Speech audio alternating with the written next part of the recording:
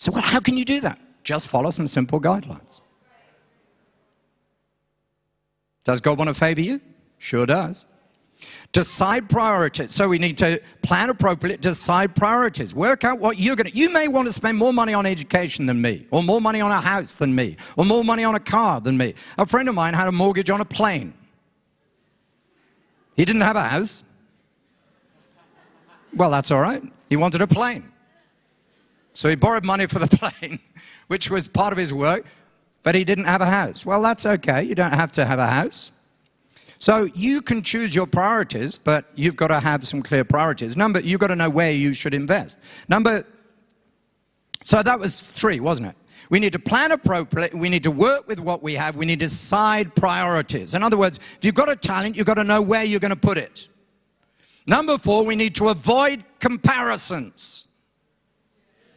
Someone's got 2 talents, and others got 5. Someone's got a flash car, you've got a bike. Well, tough.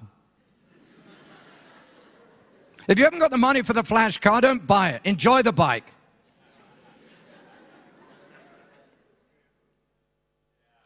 When we got married, we didn't have any furniture, so most of our furniture was made out of boxes.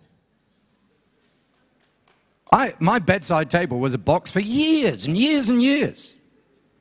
It was quite surprising when I got a real bedside table. Didn't look quite right. Didn't bounce as much as the box used to.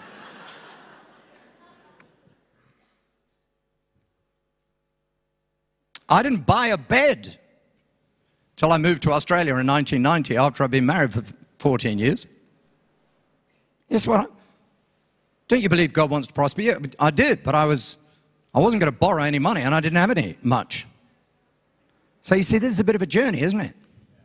I stuck to my guns. I wasn't going to borrow money. If I didn't have a bed, we slept on the floor. 5, we need to save with God in mind. Stewardship involves using someone else's money. It's not your money.